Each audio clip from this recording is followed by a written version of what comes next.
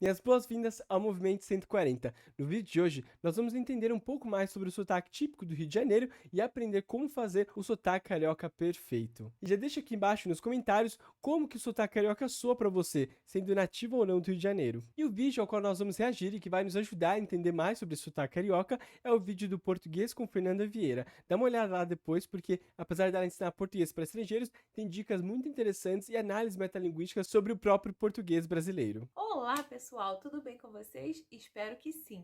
E aí, vocês têm interesse em aprender o sotaque carioca?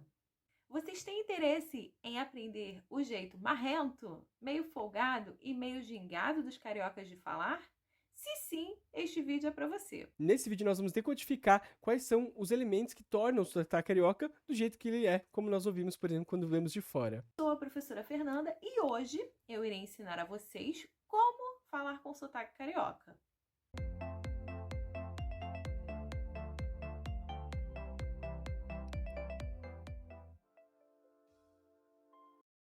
Então, pessoal, hoje eu irei ensinar algumas dicas para vocês a como falar algumas frases ou algumas palavras soando como um carioca original. Antes de tudo, é importante que vocês saibam que a língua portuguesa é um idioma de muita expressão.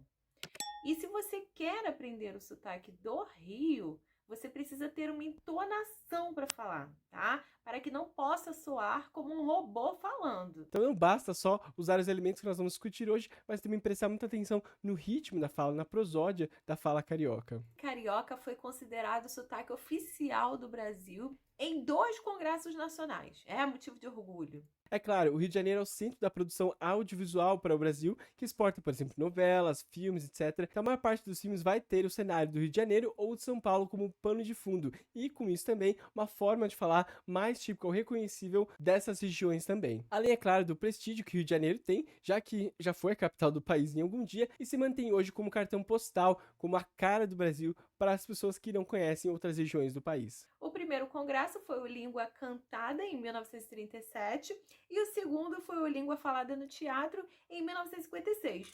Depois disso, não fizeram outros congressos, então logo prevaleceu a decisão desses. Alguns amam o sotaque carioca e outros odeiam. Eu sou suspeita para falar, mas vamos voltar ao assunto do vídeo. Então, pessoal, as dicas que eu vou passar para vocês aqui neste vídeo são de maneira informal, ou seja, vocês vão utilizar apenas na fala. Não utilizem essas dicas na escrita, hein? Exatamente, a escrita não vai reproduzir os fenômenos linguísticos, especialmente nos casos de ditongação que a gente vai ver e também nos chiados, né? Ou seja, nas formas de realizar o fonema S. Então, tudo que nós falarmos aqui está dentro do que nós entendemos como a fala culta do português no Rio de Janeiro, mas essa fala culta oral, lembrando que não se reproduz na escrita, já que a escrita não é o veículo de excelência da língua, né? E até teve um comentário recentemente aqui em algum dos vídeos do canal, algum dos últimos vídeos do canal, em que a pessoa ficou um pouco incomodada com a minha fala, dizendo que a fala oral é a expressão por excelência da língua. Essa pessoa ficou incomodada porque ela entende, por exemplo, que uma pessoa que lê muito, ou uma literatura com uma linguagem mais rara, com vários arcaísmos, faz com que uma pessoa, necessariamente, tenha uma fala melhor, ou se expresse melhor na sua própria língua. Mas a gente tem que lembrar que a língua não começa na escrita. Aliás, não são todas as sociedades que desenvolvem a escrita ou sentem a necessidade de ter a escrita como forma central de difusão, por exemplo, dos conhecimentos linguísticos ou de outros conhecimentos. Os fenômenos que fazem as línguas evoluírem, por exemplo, que fizeram o latim vulgar evoluir para todas as línguas latinas que nós conhecemos da Europa e se espalharam também para a América e para outros continentes também, vieram de um latim vulgar, ou seja, de um latim falado na oralidade, e não do latim usado nos autos escritos pela aristocracia romana. O que é importante pensar é que os fenômenos de inovação linguística vão acontecer na fala. As gírias, os jargões, as formas de pronunciar ou de realizar alguns sons acontecem na fala. Já a escrita, por exemplo, ela é muito mais limitada no que ela consegue reproduzir da língua. Por exemplo, um fone, um som, vai ser representado por uma só letra na grafia, mas que vai ter diversas realizações diferentes dependendo da zona que a pessoa está. Ou seja, a oralidade vai vai ter uma complexidade muito maior, que vai indicar os caminhos da evolução da língua muito mais do que a escrita. Até porque os processos formais da escrita, para se escrever, precisa ter um processo de alfabetização que faz com que, por exemplo, a pessoa mude ou policie mais a forma com que ela escreve. O que eu quero dizer é que quando uma pessoa escreve, é um processo reflexivo, ela consegue pensar sobre o que ela está produzindo, já que ela vê aquela produção acontecendo no papel ali. Já na fala, isso acontece de forma espontânea, e é por isso que os fenômenos linguísticos mais espontâneos, como as inovações linguísticas, vão acontecer na oralidade e não na escrita. Então vamos lá, primeira dica. A primeira coisa que vocês precisam fazer para soar como um carioca é conhecer a maior quantidade de gírias possíveis e inserir essas gírias no vocabulário de vocês. Eu já fiz um vídeo aqui no canal falando sobre algumas gírias cariocas. Eu vou deixar o link para este vídeo aqui na descrição, tá? E vou deixar também um link com mais gírias cariocas para que vocês aprendam. E eu quero deixar também a recomendação de um vídeo do canal que fala sobre as gírias usadas e analisadas pelo MC Cabelinho, por exemplo, no seu programa. E ali eu também falo um pouco sobre o contexto social que leva, por exemplo, à criação das gírias que nós temos, por exemplo, aí no contexto do Rio de Janeiro. Dá uma olhada que é um vídeo que está muito interessante e vale a pena para entender mais sobre esse assunto das gírias. Então, terminando esse vídeo, vai lá e confere. Porque se tem uma coisa que carioca gosta de fazer é inventar gírias novas. E vocês precisam conhecer pelo menos as mais utilizadas. Vou citar algumas delas. Irado, maneiro, caô, partiu, entre outras. Segunda dica. A característica mais famosa do sotaque carioca é, sem dúvidas, o S, que nós pronunciamos como X, né? O famoso chiado carioca. Parecemos panelas de pressão ao falar. Essa é uma característica mais marcante do sotaque carioca e que, na verdade, tem uma origem um pouco duvidosa. Alguns falam ali que foi trazido junto com a vinda da família real ali no começo do século XIX, mas a teoria fica um pouco mais fraca porque a generalização desse fenômeno dificilmente acontece de cima para baixo da forma que foi feita. A gente não consegue encontrar muitos exemplos parecidos com esse, por exemplo, vindo de uma camada superior e se espalhando para as camadas inferiores. Em relação, é claro, ao prestígio social. E apesar do chiado ser reconhecido como o sotaque carioca por excelência, esse fenômeno também se generalizou em outras capitais brasileiras, como vocês podem ver, por exemplo, nesse gráfico aqui que eu peguei de um artigo, que vai estar na descrição também do vídeo para vocês acompanharem. Como vocês podem ver, enquanto São Paulo e Porto Alegre praticamente não tem esse fenômeno acontecendo na sua fala, o Rio de Janeiro tem a palatalização desse S, ou seja, o chiado, quase completa, enquanto que, por exemplo, Recife e Salvador também apresentam com um pouco mais de gradação esse fenômeno muito bem generalizado na fala das pessoas. E apesar desses dados serem da década de 70, essa situação se manteve hoje em dia e os artigos mais recentes comprovam ou corroboram a manutenção desse fenômeno do chiado. E essa palatalização do S acontece categoricamente, ou seja, de forma mais regular e mais consistente, na corda silábica que está interna, ou seja, dentro da palavra e não no final, como por exemplo na palavra gasto, que vai ser pronunciado ou realizado como gasto. E a diferença dessa palavra em relação, por exemplo, a lápis, que seria realizado então como lápis, com essa palatalização, é que às vezes pode acontecer o apagamento do S final, então esse fonema S, ele não seria realizado ou seria realizado com um valor nulo. E é isso que a gente encontra, por exemplo, em frases como os moleque, ao invés de dizer os moleques. Primeiro exemplo, eu amo biscoito de chocolate. Eu amo biscoito de chocolate.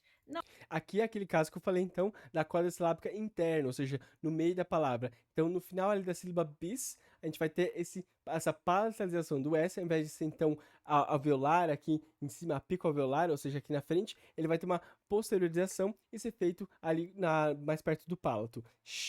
Biscoito. Não é biscoito, é biscoito. Segundo exemplo, dirija na faixa da esquerda. Dirija na faixa da esquerda.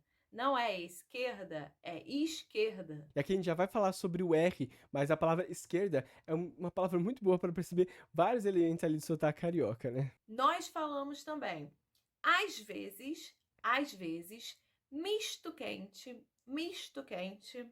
restaurante, mesmo, fresco, descansar. Observem também essa substituição do E pelo I, tá? Não é descansar, é descansar. Nós falamos assim. Casca, estrela, também tem a substituição do E pelo I, estrela. E nações. Reparem aqui que há mais um fenômeno além da palatalização do S, como por exemplo a palavra mesmo. Como vocês podem ver aqui, além da palatalização, ou seja, da representação, no caso gráfica, de S por X, a inserção ali de uma semivogal que nós chamamos de glide, que seria então esse I logo depois do E. Então, ao invés de dizer mesmo, seria algo como mesmo. E é isso que nós entendemos como uma ditongação, ou seja, essa formação de um ditongo onde antes não havia ali essa glide, ou semivogal. E essa ditongação é sim influenciada pela palatalização do S, que vem logo depois da vogal, ou seja, o S, que é pronunciado como sh, logo depois da vogal, influencia nessa ditongação que nós vemos, por exemplo, na palavra mesmo. E as pesquisas indicam que a aplicação dessa regra tem um maior peso, por exemplo, nas sílabas tônicas e não tônicas, que tem, por exemplo, o acento frasal ou lexical, ou seja, há uma tendência maior da aplicação dessa ditongação quando a vogal é tônica, quando ela é mais forte da palavra, como, por exemplo, mesmo, que acontece ali no começo da palavra, e também quando nós temos um acento secundário, em que eu falo em outro vídeo que fala sobre a diferença do português europeu e do brasileiro, mas aqui eu vou dar um exemplo com a palavra responsável, ou seja, a sílaba tônica da palavra responsável é no responsável, mas como é uma palavra muito longa, há também ali um acento secundário que fica na sílaba res. Então aí nós também temos a tendência da ditongação. Então seria algo como responsável. E como vocês podem ver, a ditongação no acento secundário ali no começo da palavra. E isso é completamente generalizado nas palavras monossilábicas. Então, por exemplo, pais, mais, que fazem uma oposição, por exemplo, entre a palavra mas, a conjunção, e o advérbio mais, que na escrita é muito separado porque mais o advérbio tem uma ditongação, mas a conjunção mas não tem uma ditongação, que na fala isso se perde, porque as duas formas são feitas em vários casos, ou em grande parte dos casos, de forma ditongada. A terceira dica vai falar exatamente sobre isso, porque nós trocamos o E pelo I e o O pelo U em algumas palavras. Eu irei dar alguns exemplos para vocês aqui. Ele é muito bonito. Ele é muito bonito. Nós não pronunciamos ele, nós falamos ele. E não pronunciamos bonito, nós pronunciamos bonito. Esse é o alçamento da vogal, que também acontece muito no português europeu e que distingue de forma muito clara o sotaque, por exemplo, de uma pessoa que fala espanhol e uma pessoa que fala português de forma nativa. Então, por exemplo, com uma pessoa hispanohablante, como ela não tem a substituição, esse alçamento das vogais, por exemplo, elas pronunciam como ele, bonito, que é diferente, por exemplo, que nós pronunciamos no português, que acaba substituindo o O pelo U e o E pelo I. Tomate é vermelho? O tomate é vermelho? Nós não falamos tomate, nós falamos tomate. E não falamos vermelho, falamos vermelho. E aqui ainda é o acréscimo da consoante africada, ou seja, ao invés de dizer tomate, se diz ainda tomate, ou seja, com esse chiado ou essa boca cheia que nós temos quando falamos o TI, o ti ou o dei, di. Vamos para a quarta dica. A quarta dica é a seguinte: nós pronunciamos algumas palavras como se elas tivessem o I na última sílaba. Como assim, Fernanda? Tá ficando louca? Vou dar alguns exemplos para vocês aqui. A palavra três. Três. Ela não possui I na última sílaba. Mas, na nossa pronúncia, é como se tivesse um I. Três. Isso é exatamente a ditongação que nós estamos falando, e nesse caso é uma palavra monossilábica, como mais, pais, que nós falamos, vai ter então a tendência dessa ditongação, já que também é a sílaba tônica. Tivesse um I. Três. Outro exemplo é a palavra arroz. Arroz. Não tem I na última sílaba, mas nós pronunciamos como se tivesse. Paz, paz e luz.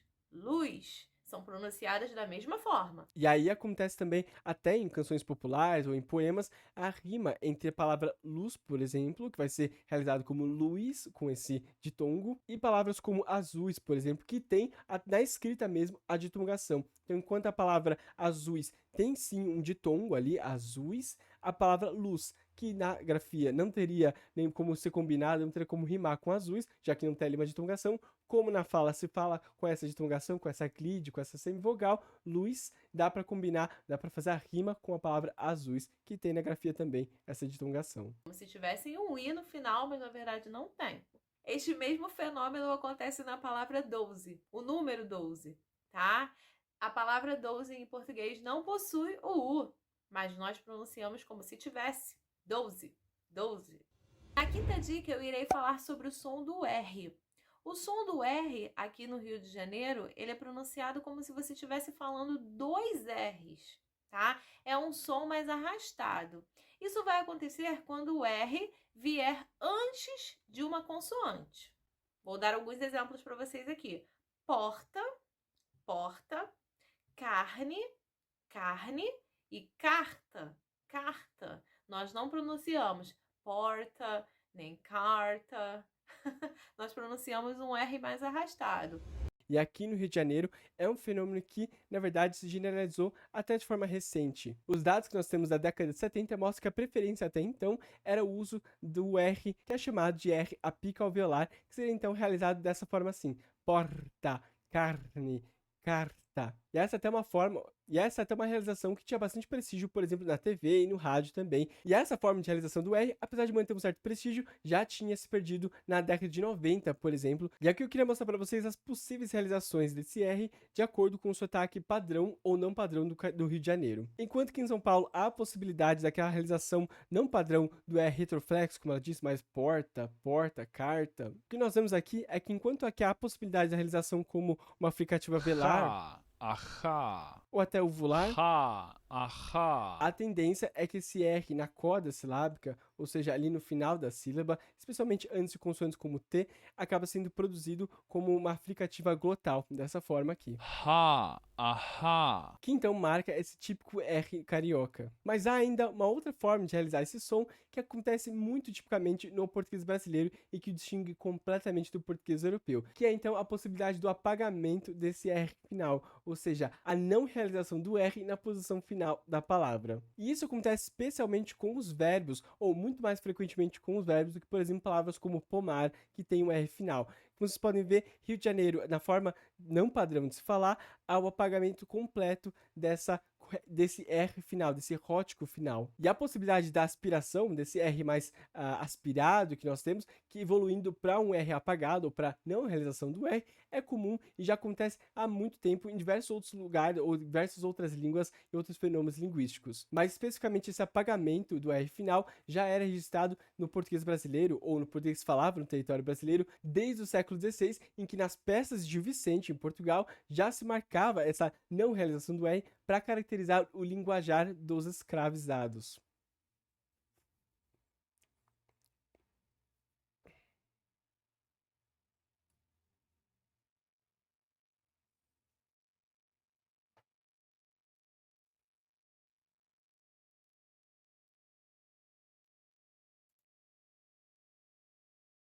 Aha.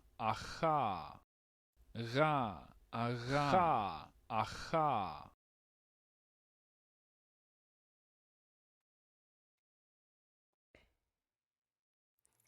Então, na posição final, ou seja, nessa coda, então na posição final da sílaba, então, na posição final da sílaba interna, como nós falamos, ou seja, dentro da palavra, não no final da palavra, a tendência é que seja feita como essa fricativa velar que nós temos aqui.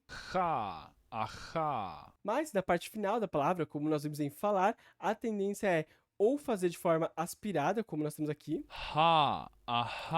ou, como acontece na maior parte dos casos, o apagamento total desse R final. Nós pronunciamos um R mais arrastado. Sexta dica: o sotaque carioca é considerado um sotaque muito articulado, então nós conseguimos ouvir o som das consoantes e das vogais com clareza. Então, se você está tentando melhorar o seu sotaque, tente articular bem na hora de falar, abrir bastante a boca. Certamente o seu sotaque irá melhorar. Pessoal, então agora nós iremos fazer um teste. Eu irei colocar um texto aqui para vocês e nós iremos treinar o nosso sotaque carioca.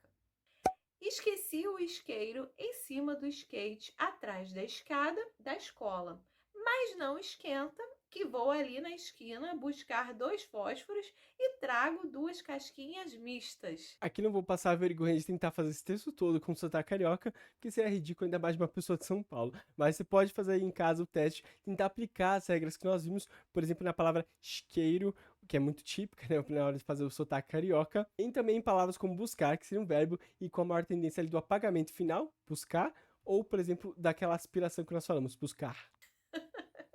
Vamos lá, de novo.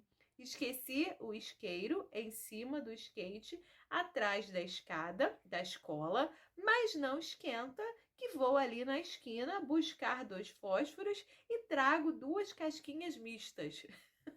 Vocês podem observar que na maioria das palavras nós trocamos o é pelo i, e também na maioria das palavras vocês podem ouvir também o chiado. Vou ler só as palavras que nós pronunciamos desta forma. O chiado e a ditongação muito clara também além também, no caso, como ela tá com uma fala mais atenta, não vai ter o apagamento do R final, já que isso é uma forma estigmatizada de falar a língua. Então, quando se lê, por exemplo, um texto com atenção na fala, acaba havendo uma tendência a não fazer o apagamento. Mas, com certeza, uma fala espontânea, isso aconteceria mais tendencialmente, ou teria a tendência de acontecer. Esqueci, isqueiro, skate, escada, escola, esquenta, esquina, buscar, casquinhas e mistas. Então, pessoal, espero que vocês tenham gostado do vídeo de hoje. Treinem mais a pronúncia dessas palavras, dessas frases, desse texto que eu li com vocês. Então concluímos o vídeo falando sobre como fazer o sotaque carioca perfeito. Já deixa aqui nos comentários se você conseguiu, depois de toda essa explicação, depois de todos esses comentários, fazer então um sotaque carioca perfeito ao ler esse texto, ou se você ainda tá com alguma dificuldade. Mas é isso por hoje, muito obrigado por ver esse vídeo até o final. Já deixa aqui seu curtir e se inscreva no canal para conhecer mais conteúdos como este. Você também pode deixar aqui embaixo comentários e até sugestões para próximos temas. Nós também estamos no Instagram, basta procurar por movimento.140 ou no TikTok Movimento 140. Muito obrigado e até a próxima.